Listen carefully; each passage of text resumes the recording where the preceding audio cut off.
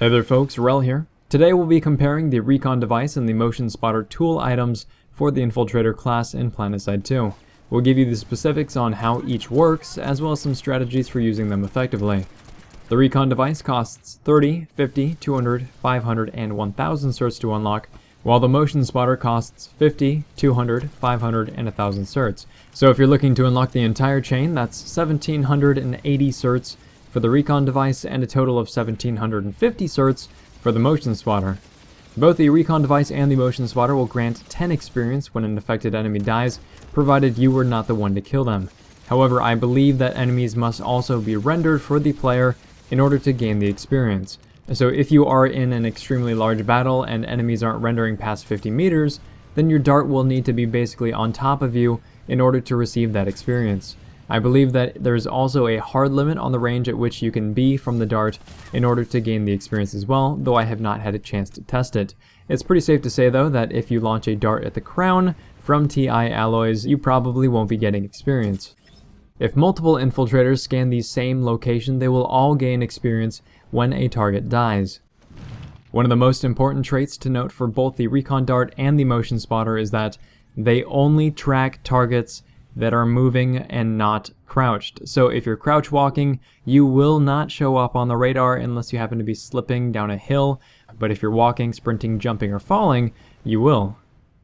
Also, it does not matter if the target is cloaked or not, you will still be picked up as long as they are moving. Your scanned targets do not automatically receive a red spotting indicator above their heads, even while using the Motion Spotter. The information provided by each device is strictly limited to the minimap. From what I can tell, the radar scanning range of each device is cylindrical instead of spherical, meaning that it will detect everything that's directly above and below it. I'm not sure if the range is infinitely vertical or not, but it's plenty enough to sweep an entire tower regardless of how high or low you place the dart. As an example, here's a short clip of a radar being stuck on an enemy galaxy, and if you look at the minimap, you can see enemies being detected in the building below. Keeping your darts out of harm's way like this is a good strategy to prevent enemies from EMPing or otherwise destroying them. Speaking of which, both Recon Darts and Motion Spotters can be destroyed by your knife, a few shots of your weapon, as well as EMP grenades. Even if the EMP does not detonate within line of sight of your device, it will still destroy it. As a side note, Recon Darts can be annoyingly difficult to kill as they have really small hitboxes. Killing Motion Spotters will give you a small sum of experience, but killing Recon Darts will not.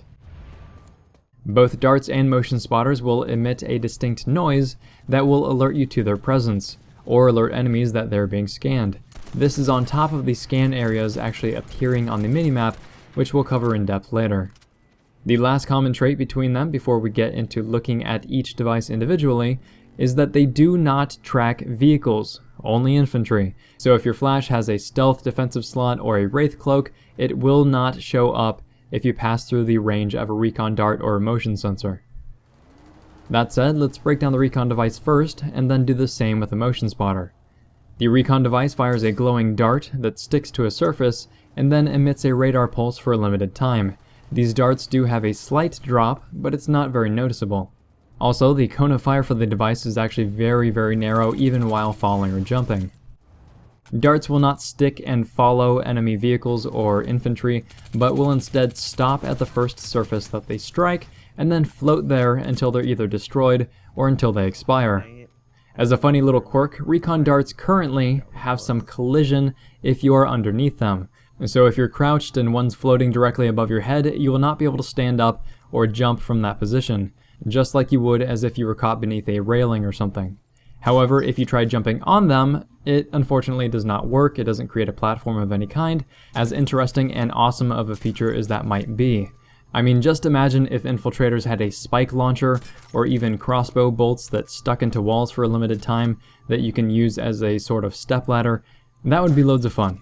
But anyway, these darts can be replenished by ammo boxes as well as infantry consoles, and the ammo capacity is not affected by either ammo belt or grenade bandolier. The ammo count will only increase as you rank the ability up. You can hold up to 2 darts at rank 1 and up to 5 darts at max rank. Both enemies and allies can see where the dart is scanning, restricted only by render distance or how zoomed in or zoomed out your minimap is. Recon Darts emit a radar pulse once every 3.25 seconds at rank 1, and then it cuts 0.25 seconds off of that timer with each rank, dropping off to 1 pulse every 2 seconds at max rank. At rank 1, your darts are going to only last for 20 seconds, but they will last for up to 45 seconds at max rank. So at rank 1, you basically have a dart that will pulse only 6 times, whereas at max rank, your Recon Dart will pulse up to 22 times. And that's a massive difference in how much information you can gather from a single dart. Not only that, but the area of effect also increases per rank. It starts at 25 meters at rank 1, which looks like this, and then at maximum rank it ends up with a 50 meter range, which looks like this. Again, that is a massive difference in effectiveness. So investing in your Recon device is very beneficial to you and your team.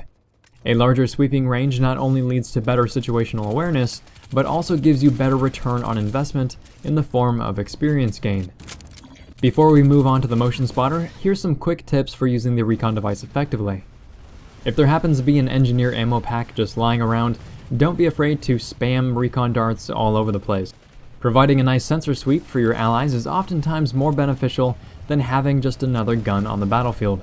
Currently, there doesn't seem to be a limit on the amount of Recon darts that you can throw out. I find that kinda silly, but right now it's a perfectly viable way to give your team that combat advantage. Alternatively, if you are not sitting on an ammo box, your darts should be primarily used when you anticipate enemy threats. An example is that if you're trying to take a capture point, you want to know if enemies are already in the room before you go charging in. And you will also want to know when they start coming through the entrances when you're trying to flip that capture point.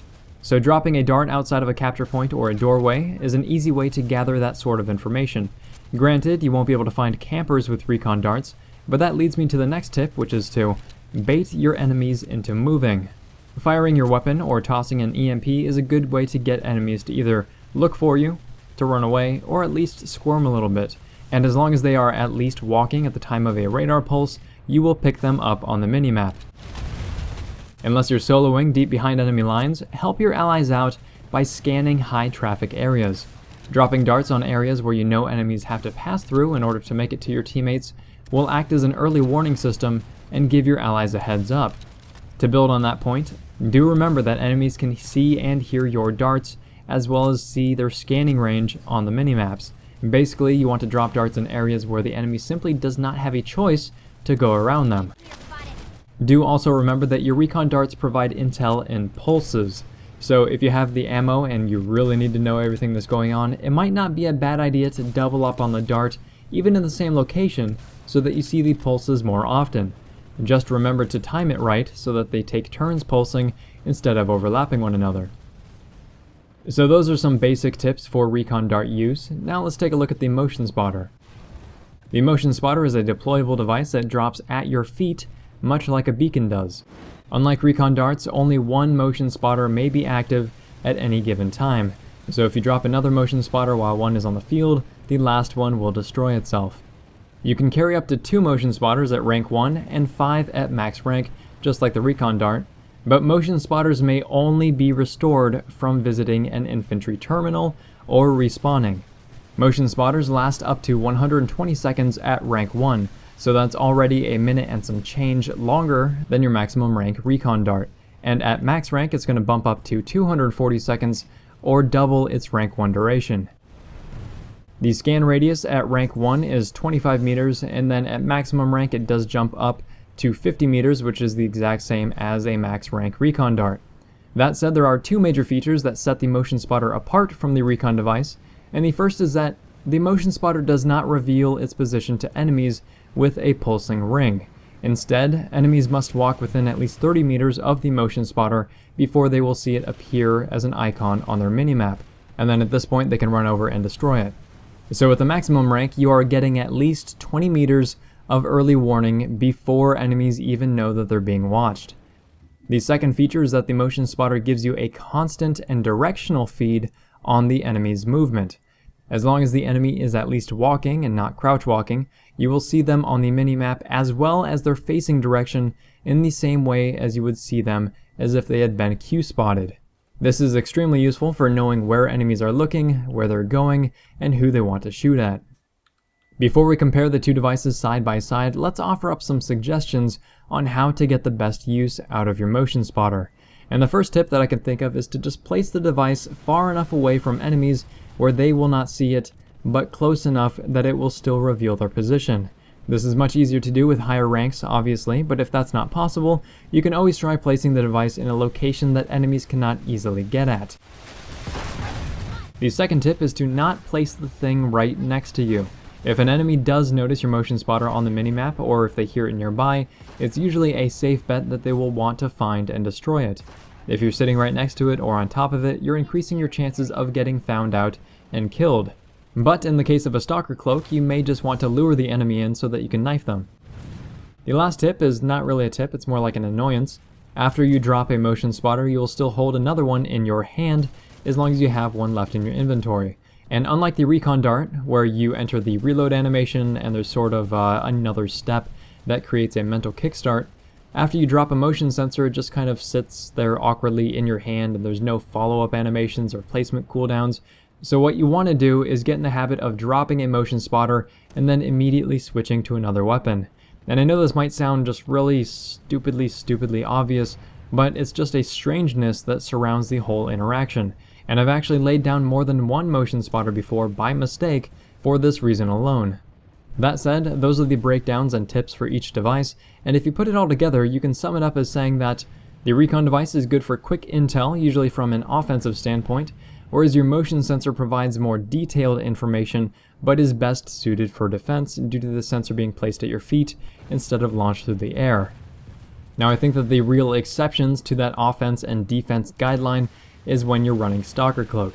Since stalkers can position themselves very easily behind enemy lines, motion sensors can be placed in interesting and extremely helpful spots, as well as act as a decoy to keep enemies from looking in your general direction, as well as let you know when enemies are looking away so that you can kind of creep forward into their base or whatever you happen to be doing at the time. In most situations, the Recon Dart should be your go-to. It's not new and shiny compared to the motion spotter, but it is extremely reliable and very easy to use, more so, in my opinion, than the motion spotter itself. Also, the ability to sweep an extremely large area, due to being able to fire off multiple darts, is invaluable for making snap judgments when deciding which area to attack or defend with your squad or platoon. Regardless of which device you end up using, make sure to zoom in your minimap using the bracket keys so that you can sort through all of the icons. And if you want to enlarge the minimap, you can press H by default. The last tip I'd like to share regarding Recon devices and motion spotters is how to avoid them. Like we mentioned at the start of all this, if you know that you are being scanned, you can always crouch walk and remain undetected. Enemies will oftentimes fire off a dart into a contested area, so around a capture point, and you can hear the dart being fired and you can hear it pulsing nearby. Just crouch walk your way to a secluded corner, and when the enemy comes to investigate, you'll have the element of surprise on your side. If this video has been interesting, helpful, or entertaining, please feel free to like, subscribe, tell your friends about the channel, and if you have a personal favorite or a recommended setup, or if I just missed some useful information, then leave it in the comments section down below. Thanks very much, folks. Rel signing off.